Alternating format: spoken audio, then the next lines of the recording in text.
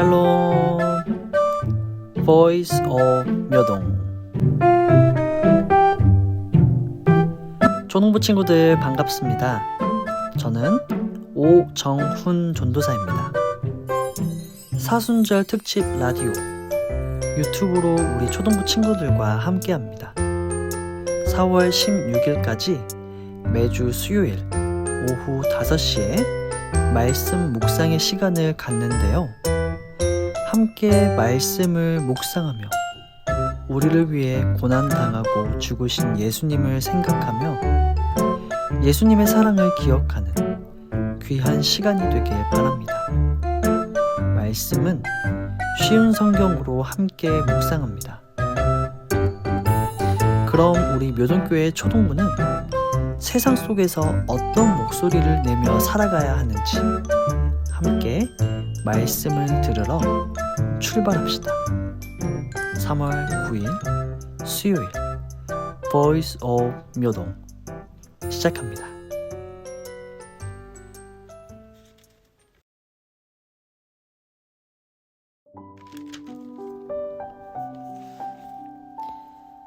예수님께서 배를 타시고 호수를 가로질러 고향으로 돌아오셨습니다. 그때 사람들이 중풍병 환자 한 사람을 침상에 누인 채 예수님께로 데려왔습니다. 예수님께서 사람들의 믿음을 보시고 중풍병 환자에게 말씀하셨습니다. 안심하여라, 아들아. 내 죄가 용서받았다. 몇몇 율법학자들이 속으로 말했습니다. 이 사람이 하나님을 모독하는구나. 예수님께서 그들의 생각을 아시고 말씀하셨습니다.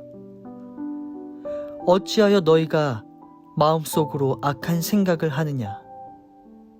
내 죄가 용서받았다라고 하는 것과 일어나 걸어라 하고 말하는 것 중에서 어느 것이 더 쉽겠느냐? 그러나 인자가 땅에서 죄를 용서할 권세를 가지고 있다는 것을 너희에게 보여주기 위함이었다.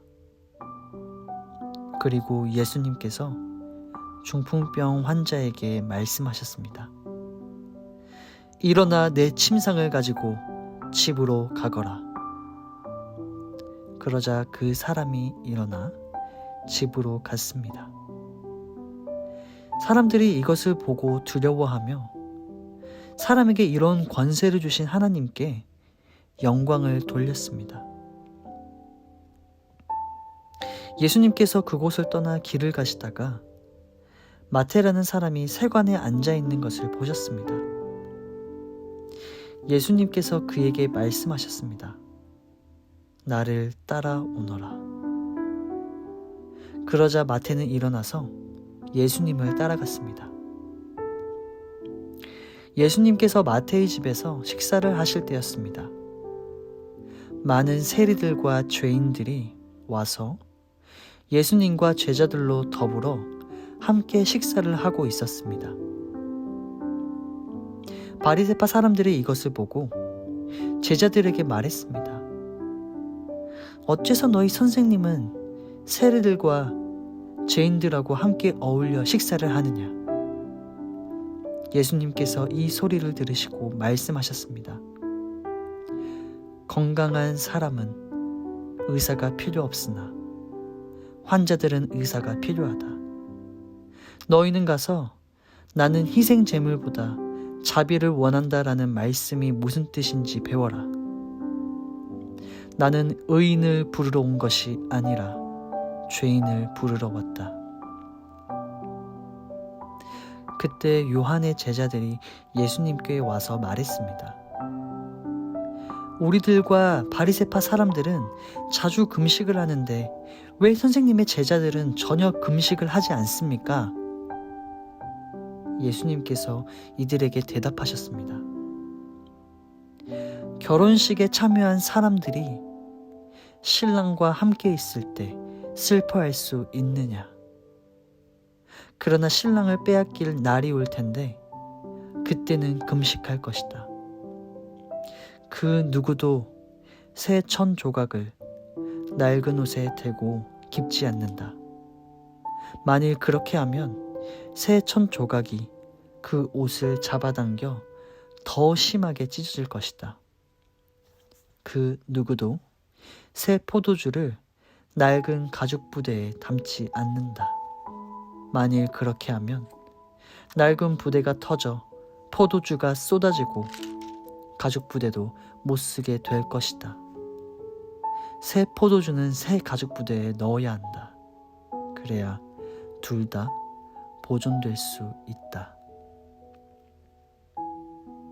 예수님께서 이 말씀을 하시는 동안 회당장이 와서 예수님께 절하고 말했습니다. 제 딸이 조금 전에 죽었습니다. 오셔서 손을 얹어 주십시오. 그러면 다시 살아날 것입니다. 예수님께서 일어나 회당장을 따라가셨습니다. 제자들도 같이 갔습니다. 가는 길에 12년 동안 혈루증을 앓아온 한 여자가 예수님의 뒤로 와서 옷깃을 만졌습니다. 그녀는 속으로 예수님의 옷을 만지기만 해도 내가 나을 거야 라고 생각했던 것입니다. 예수님께서 뒤돌아서서 그 여자를 보고 말씀하셨습니다. 안심하여라 딸아, 내 믿음이 너를 구원하였다. 그 즉시 그 여자의 병이 나았습니다. 예수님께서 회당장의 집에 도착했을 때였습니다. 예수님은 피리를 부는 사람들과 떠드는 사람들을 보셨습니다. 예수님께서 말씀하셨습니다. 물러나라. 소녀는 죽은 것이 아니라 자고 있는 것이다. 그러자 사람들이 예수님을 비웃었습니다. 사람들을 밖으로 내보낸 뒤 예수님께서 들어가셔서 소녀의 손을 잡았습니다. 그러자 소녀가 일어났습니다. 이 소식은 온 동네 사방으로 퍼져 나갔습니다. 예수님께서 거기를 떠나가실 때 보지 못하는 두 사람이 예수님을 따라오면서 소리질렀습니다. 다윗의 자손이여, 우리를 불쌍히 여겨주소서. 예수님께서 집 안으로 들어가시자 보지 못하는 사람들이 예수님께 나아왔습니다. 예수님께서 그들에게 물으셨습니다. 내가 너희를 보게 할 수 있다고 믿느냐? 그들이 대답했습니다. 그렇습니다, 주님. 예수님께서 그들의 눈을 만지시며 말씀하셨습니다. 너희의 믿음대로 너희에게 이루어져라. 그러자 그들의 눈이 뜨였습니다.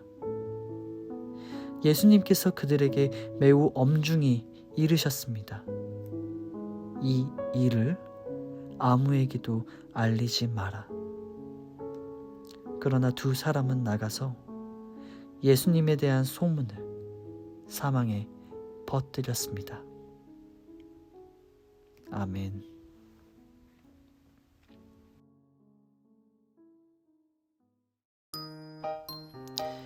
네, 오늘은 함께 마태복음 9장 1절부터 31절의 말씀을 들었습니다. 함께 광고를 듣고 마칠 텐데요. 우리 친구들의 근황 소식입니다.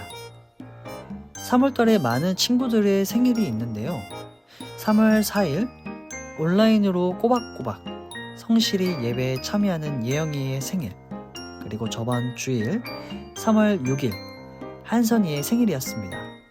그리고 바로 내일 10일은 예찬이의 생일, 12일은 수연 선생님, 그리고 13일은 왕아인 친구의 생일이 있습니다.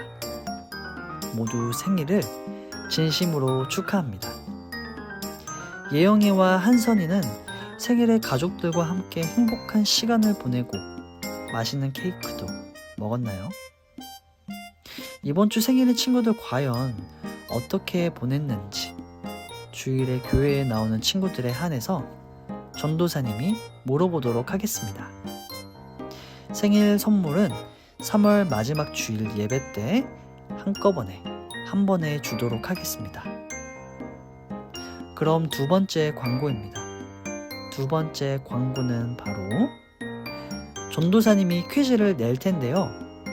정답을 아는 친구들은 전도사님에게 카카오톡으로 정답을 보내주세요. 정답을 맞춘 친구들에게는 소소한 선물을 전달하도록 하겠습니다.